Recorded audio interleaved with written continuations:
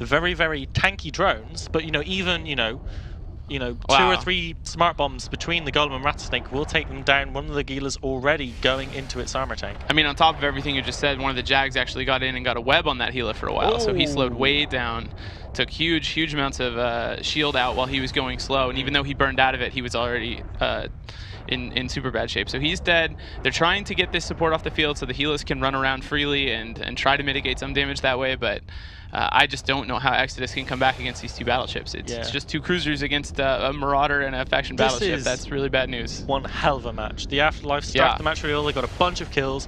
Exodus returned a bunch of kills without losing anything further. But then, exactly as you said, when teams go down to just the last few pilots, a Marauder is a huge advantage, especially as the Golem. It can apply and fire its DPS all across the arena, and it's just so tanky. Gila number 2 down, last Merlin down just a second ago, and the last piece of support, the final Jaguar for Afterlife dying. But yeah, Afterlife's got a lock on this now. Really cool setup by them in this match. I don't know if they knew that this was the way to deal with the Moluses and deal with the Logi. I'd love to hear them talk about this, because this is definitely something very unique. We've seen a lot of teams bring Golems and then a couple different versions of what comes along with them, but this is definitely something new, and it worked out great for them against a really good team in Exodus, flying a setup we know is strong because it's done well throughout the tournament up to this point. So huge credit to Afterlife here, just finishing off these last couple ships. Helo's about to drop, and then they'll just have to one of the interesting things here is look at the ship bans for the Afterlife very quickly. Tengu Loki. They did not want to see a shield tinker here, and I can absolutely understand why. Why? Because look at the DPS incoming from the Afterlife here. Like it's got a good bit of DPS, but they don't really have a way. They don't have much in the way of E-War. They don't really have a way to break through it as such. Right. I mean, Jaguars and Sabres, they can maybe 200 to 300 DPS apiece, and that's it. But that's the end of the match. Great job, Afterlife. We'll go back and see what the guys at Death thought of that, and see you guys for another match in a few minutes.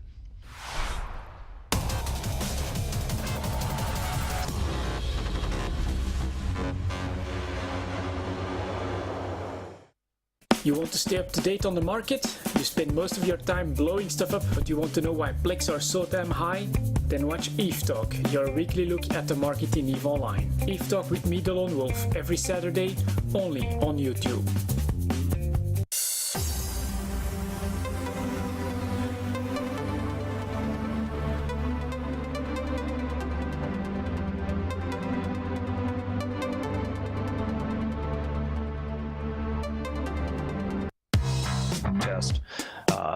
Have sort of a poisonous leadership.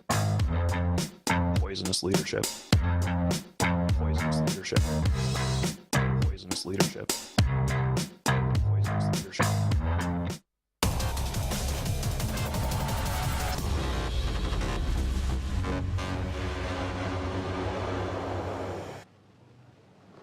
And with that, we say goodbye to Exodus. Bye-bye. Oh, there's only one commentator that has a team in the tournament. Yeah. Please don't let me lose today. Please don't let me lose today. Yeah, I don't know. I even said before, I hope they bring a Gila comp and execute it well, because I know that they can or could. That didn't seem to be the case. Like at first, just based on the comp, it looked like they were on the road to victory, and then they got a flat tire. So. Yeah, I feel like definitely gave them a bad haircut. I think what really killed them was the beginning of the setup. They didn't bring any sacrileges. What's up with that? Yeah, that's a strong linchpin to our theory crafting. No, but legitimately, very strong team. I had the pleasure of flying with them intermittently before this specific Alliance tournament, and I'm sad to see them go. Yeah, but this Afterlife team, that was a really nice team setup that we saw. It was kind of a throwback to last Alliance tournament. Again, we're seeing all these throwbacks this week. It's pretty great. So there was a lot of fast tackle. The Sabres were pretty fast. They were just running at everybody. Jaguars, of course, super fast at getting tackle. I think this setup could have countered like the shotgun setup, like the Ishtar cutting setup pretty well. And it counters a heck of a lot more, apparently. So we just saw amazing work by that tackle. Like, they lost the control war incredibly hard. Like, it was ridiculous. But, it was interesting to see that they fielded Sabres. Which is something, heretics, right? it's something that we really haven't Sabres seen are really good at killing Moluses, as we saw. Mm-hmm. Like, they got up there really fast, like an old Minotaur Rush style with Jaguars and Sabres. and it was just a face-melting DPS. It was. Our But I faces think were melted. the crucial point was how fast the Exodus Scimitar died. Like that was just ridiculous. Yeah. And that was the golem and the rattlesnake just applying all of its damage onto that. That bonus painter, as the commentators mentioned, is incredible. I think what we saw here is it's kind of been a story of the tournament that we've been trying to highlight is the fact that really in every fight you seem to have two battles. Yeah. You have the support war and you have the main ship war, and in this one the support war was decisively won by Afterlife. Despite losing the E-War battle, they got right up in the face of those frigates and just shredded through them, and by the time that happened, the larger ships had brought down the Scimitar, and it was just mop up from there, really. They lost a couple ships along the way. I think Exodus might have had a chance to turn it around, but they were really far behind. It would have taken some mistake on the part of Afterlife, I think, or some really, really fancy piloting from Exodus to pull it off. So. Yeah, the uphill battle there for Exodus was they needed absolutely everything to break that rattlesnake in a reasonable amount of time, and I don't think they even brought enough to break that golem. So that was just one of those times where you have to look at it and say, okay, it's going to be there, we can't do anything about it. And they had to be that much more urgent in winning the DPS war, and they just couldn't do it. Okay.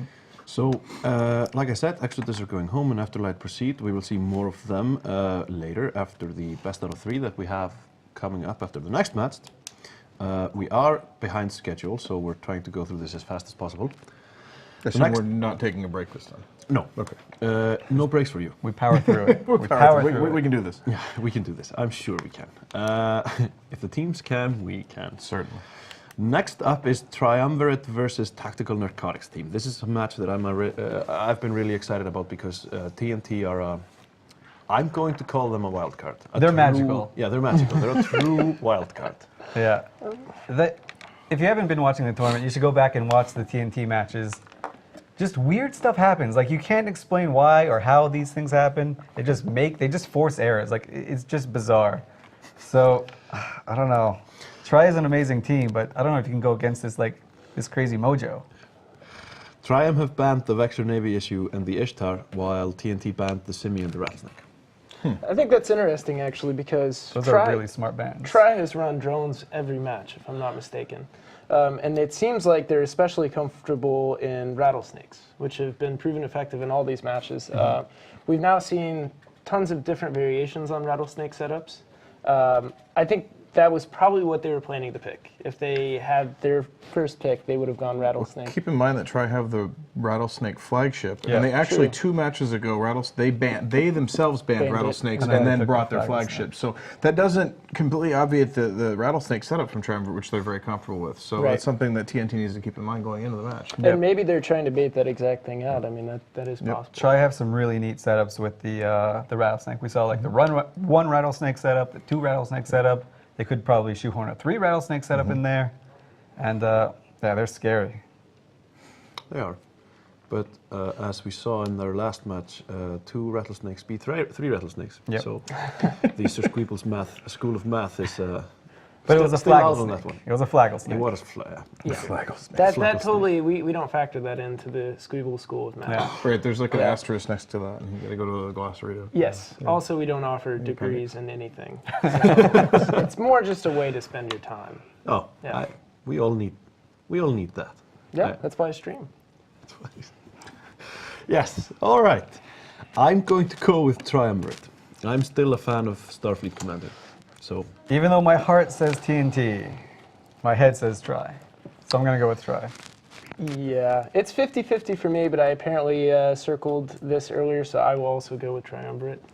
Yeah, I think Triumvirate have put on a good display in this tournament so far, and I think they're going to break the curse. They're going to bring good mojo to this and overcome the TNT making people make mistakes. Yeah, they incite mistakes. That's an interesting quality to have in a competitive team. Yep. So the really cool thing about these bans, like if we just want to talk about bans for a second, there are damps that are still in the field, which we've seen are crazy effective. Like neither team is afraid of damps, and neither team is like afraid of the golem sort of thing. Or the Gila. Or the Gila. Though Tri did ban like most of the core elements of the shotgun sort of thing.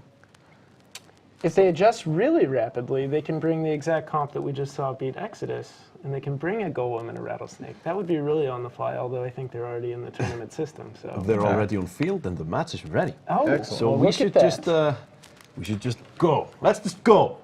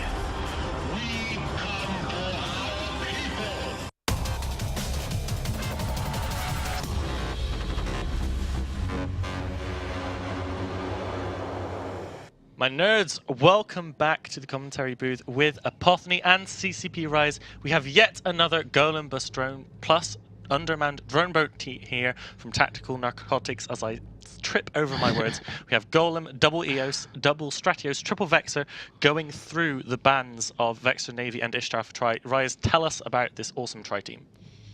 I mean, this is another kind of, like you said, version of this Golem plus billions of drone damage team that PL, I think, brought first last weekend and has been very popular today, even though it's actually been losing a lot. They're going to be up against a Hela-centered setup with Damps and Vexors and a Basilisk, actually, because of that Scimitar ban, which is interesting, moving around the Scimitar and just going ahead and bringing their setup anyway. I think both of these teams had teams they wanted to bring and were hit kind of hard by the bans, but not enough to kind of stop bringing it. Damps are already beautifully spread across the TNT team. Obviously, you cannot damp that Golem in Bastion mode. Looks like the EOS is going to be for the first primary, while the Bazzi from Tri takes a lot of damage. Tons of Bouncer 2s and a few Bouncer 1s out for TNT as they immediately start destroying that Basilisk. EOS beginning to take damage for TNT. Tri got to move around a little bit more to get their damage going. The Hela drones have to make their way across the field, so damage to start stacking up quick. But already, Tri Logi off the field. That's a huge blow for Tri from TNT. Maybe we get to see the dream continue here for TNT. I don't know. Quite possibly. They have a lot more EHP to burn through. You know, they've got a lot fewer ships on the field, so as they lose them, more DPS goes down. Well, they are about to lose their EOS of HFO, but at the same time, they are trying to take down a Vexor of Annie, going for that high DPS, typically lower tank, to try and get off field as soon as possible, such that they can win the DPS race. EOS hanging in there quite a while, actually. It looks like damage from the TNT team now getting spread across a couple different Vexors on the Tri side. That's maybe because of the Damps, but it really shouldn't be. All the TNT bouncers should be assigned to that Golem, and he should be picking one target at a time. Now taking down that one single Vexor, as they should be, but in the meantime, they're probably going to trade one back. So this still pretty even here. Vexor down, maybe. Tri Vexor down? No, a Heretic goes down instead. Vexor down finally, so that Heretic was a boundary violation, I'm pretty sure. TNT getting tackled, going down as well. I mean, TNT are just trading ships for tries, but they have fewer ships to trade. They cannot trade 1 for 1. They need to trade at least, you know, 2 for 1 to have a good time. I mean, their Golem can survive quite a long time if they manage to get enough of the Tri DPS off the field such that the Golem can tank and can win them the rest of the match. You know, they need to finish killing off these kind of lower tank, high DPS ships. If they can get this Vexor down, maybe take down something like a Gila possibly before they run out of DPS ships that aren't the Golem, they might be able to still come back and win on points, but they really need to get those ships down. Kind of, well, I don't know. I was going to say surprised the TNT team hasn't switched drones at all. Stratios using an MJD there. That's an interesting choice. That's cool. Stratios that isn't under any kind of pressure at all, just decided it's time to be somewhere else on the field. Yeah, don't want to get tackled. There we do have the Vexor sometimes you gotta do that. down. Another Vexor. These two carries certainly not able to do much this match. Still doing their best to damp the enemy team. We have an EOS tackled of TNT. That's going to go down as well. What's the next primary? Looks like Aguila is the next primary for the TNT team. Yep, War Godzilla is going to be the next thing they shoot at. You can see the Painter there, the missiles coming from that Golem, and all the drones that are still assisted the Golem as well. EOS is going to drop, though. TNT, after getting through that first Basilisk so quickly, has really seen their damage drop off extremely quickly.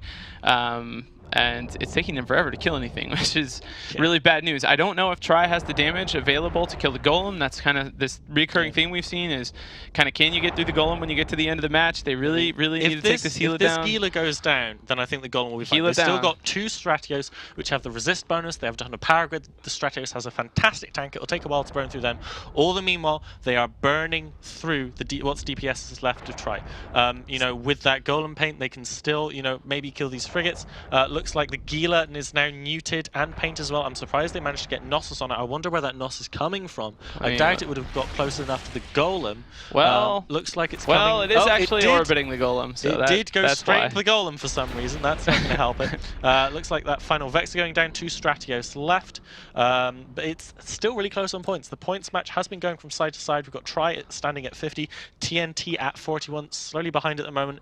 But I think they will be able to catch up because that Golem is going to be such a pain to kill when you're only DPS ships are really 2 Gilas and maybe the light missiles from the Heretic. I mean, they can keep up as long as they can kill some stuff, because they're going to lose these Stratioses. There's enough damage left on the Tri side to kill the Stratioses by all indications.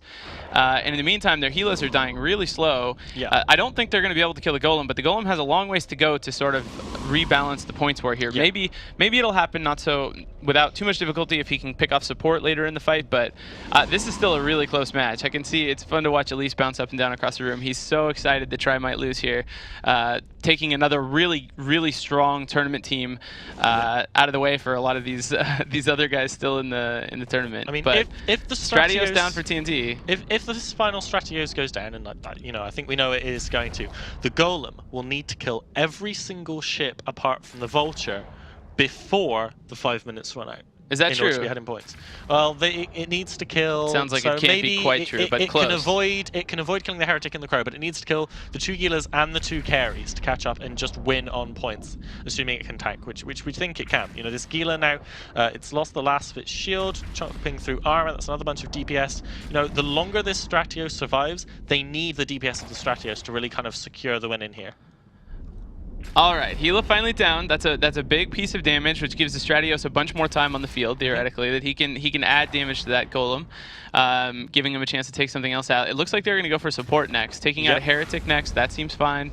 Have to see where they go from there. 62 to 53, still a lot of time left. Stratios still going down fast. It's going to end up being just this Golem, who clearly has like pretty weak damage output here.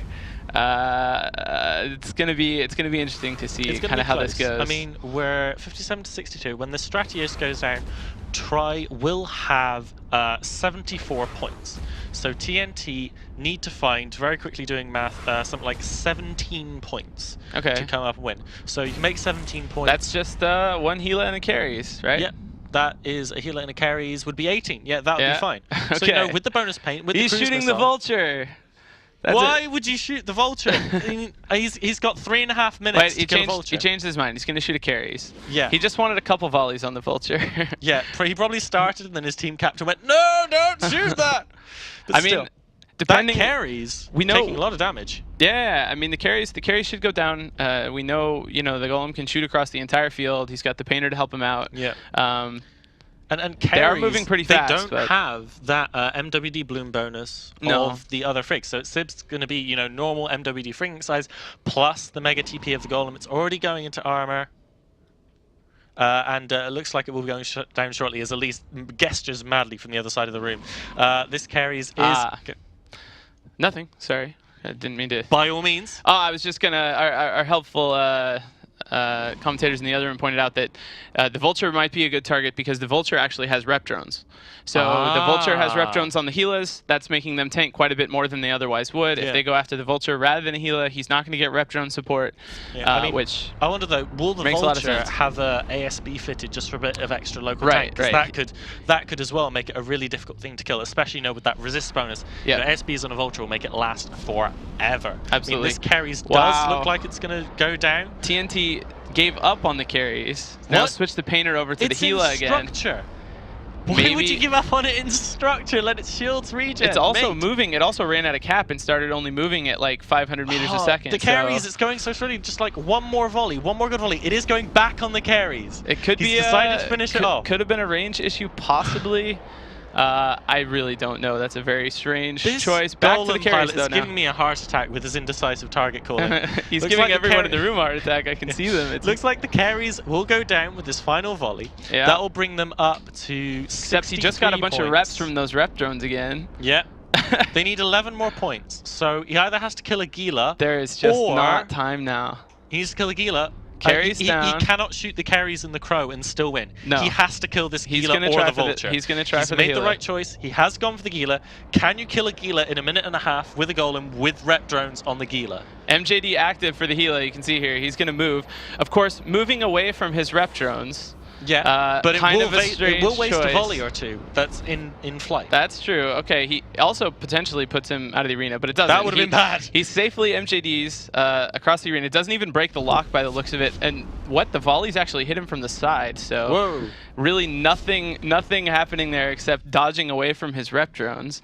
Only 60 seconds left. He's at about half shield. Yeah. Now flying back to where he just MJD'd from. Like this is literally this is exactly one more point than they need to win. If TNT get the Skeeler, they win by 1 point. If they don't get it, he doesn't. And by the looks of it, it's going to be close. We've got 40 seconds. Very close. Maybe just over halfway through its shield. It's slowly taking damage. The Ret bots are now on it. I don't think they're going to make it. Ret bots just got back. There's actually commentary in local chat from the teams cheering for their friends. That's pretty awesome. They should look into voice comms. At this point, we're coming down to 20 seconds left to kill this Gila. I don't think the Gila's going to make it, but oh boy, is that close. That is about as close as it can get. Now that he's made it back to the rep drones that he jumped away from, he's stabilizing. So looks like TNT just barely going to get cheated from making it through and taking another big team out of the Alliance tournament, unfortunately. Seeming unstoppable after their run through the losers bracket from day one. You could say that, yeah, but they won at least. So good job, Try. TNT, great job in this tournament. A lot of entertaining matches. I hope we see you guys next year. And with that, we will go back to the desk. I can.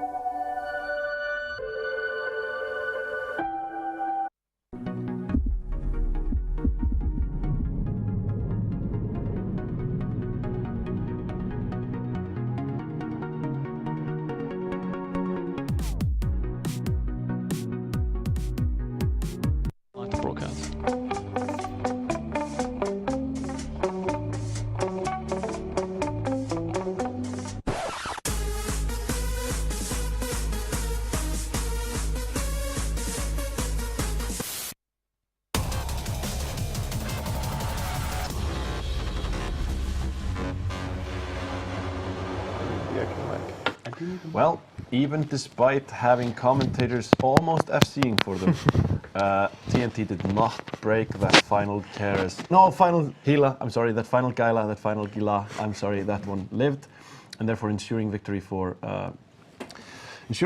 Triumvirate. And they go on, made all our sheets get a nice little check mark. We're very happy about that. And now we're also out of the elimination bracket matches. So the next matches that we see will be a best out of 3 series between, on one hand, the Tuskers versus Camel Empire, and on the other, Pandemic Legion versus Nulli Secunda. And these are the winner undefeated bracket semi-finalists. So there's a lot of excitement, there's a lot of hype on the Hyperion, and we're all very happy. We've got some new guests, CCP Fuzzy, Apothny, and CCP Batik. Welcome. Thank you. Nice to see you all. So, great to be here again. What do we have to say about this match? I think that was a pretty amazing match. I did not expect TNT to do so well with it when I saw the setups on the field. I kind of thought the Tribe would be able to evade more of the damage, but they did a really great job of coming very close. Obviously, like little bits here and there are going to be what was the difference. It was like whether they could have killed a ship earlier on in the match, like a second or two faster, and then like that would have kept one of their ships alive a second longer, and so on and so forth. But they can definitely go out of this with their head held high. Yeah, I think it's a good showing, and even with all the bad luck, Triumvirate still managed to break it. What did you think overall? It was really, really, really, really, really close. And that's the right, as many readers as I can put onto that. I mean, I think I was kind of surprised to see that Gila MJD at the end, because I think that Rise and I both agreed that with the rep bots on it, it could go fast enough to mitigate enough of that golem DPS, even with the TP on it. So kind of MJDing away from those rep drones, it maybe loses 1, 2 at best flights of missiles, but rep drones. And actually, we saw it didn't lose any flights of missiles, because the missiles from the Golem have incredible range with cruise missiles. So the missiles just turned and then made the 100 kilometers themselves. But I think this is the risk of doing math under pressure. Someone was going, oh, in his bookkeeping, like, if I die, we lose. So it's just, let's push a button and get out of here. And he didn't go out of the arena. So that in of itself is a pretty big win. I still want to cut that quote up into the dangers of doing math. Yes. Yeah, I have learned now never ever do maths live on stream. It won't. It doesn't end well for you. I might get kicked off my degree because I do a maths degree in real life. Oh really? Yes. Well, it shows. Yeah. So, CCB Batik, you are a member of the content development team called XII, the same team as Fozzy is on. Yes, yes. And you guys have been working on some interesting stuff that you put into the game over the last few releases. Yeah, we've been on a pretty much doing a lot of stuff. Yeah, we're like we released last big patch, or not big patch, but just the last release. We had the burner missions. We did tweaks on wormholes, and we probably did something more. Those are the big things. Those are the big things. We did some bug fixes and stuff like that too. But yeah, we've got, I think, I'm not sure if I've officially said this might be the announcement, we've got more burner missions coming in the next release as well. So we're really excited to get those out to players. It's been great watching players doing the current ones. People sharing their ideas of how to beat them. These are very hard missions. Don't go into these missions thinking that they're going to be a cakewalk and that you're going to be able to, oh, it's fine, I've got a A-type invuln field, what's the worst that can happen? Because the worst that can happen is you lose your A-type invuln field. And you need to come in there with a plan. And people are sharing their plans and tactics with each other. There's a great thread on missions and complexes. It's been really awesome to see people coming up with fits and sharing them and making that a whole community thing. And also a second part is really important. People are grouping up because like that difficult multi is just in their face in that sense. And like it's not a lot of time investment and things like that. And it's like we're exploring different content that can cater for different like audience groups and things like that. And also we felt like there was missing a little bit of challenge in EVE, and so we just dialed it up to 11, pretty much. Yeah, that's, everybody needs more 11s, I think. Yes. So I want to go really quickly into what the next couple of matches will be, because like we've been hammering on for the last couple of sentences, so to speak, is that the next 2 matches will be best out of 3, which means we will have two interweaving series. Yes. There we go. On one hand, the Tuskers Company versus the Camel Empire, and on the other, Pandemic Legion versus Nulli Secunda. We start with Tuskers Co. and Camel Empire, and then while those teams are sort of taking a pause and rethinking their strategies for their second game, Pandemic Legion will take on Nulli Secunda, and then we alternate. Back and forth, yeah. Back and forth, exactly. We are a little bit behind, so we're going to try and go into this as fast as possible. But the Tuskers Company have banned out the Ishtar and the Golem, while the Camel Empire banned the Tengu and the Loki. Banning out the Ishtar and the Golem seems pretty smart, considering that a lot of people are trying this shotgun setup. Did Tuskers really ban the Golem? Yes. Yep. I thought they were interesting because Camel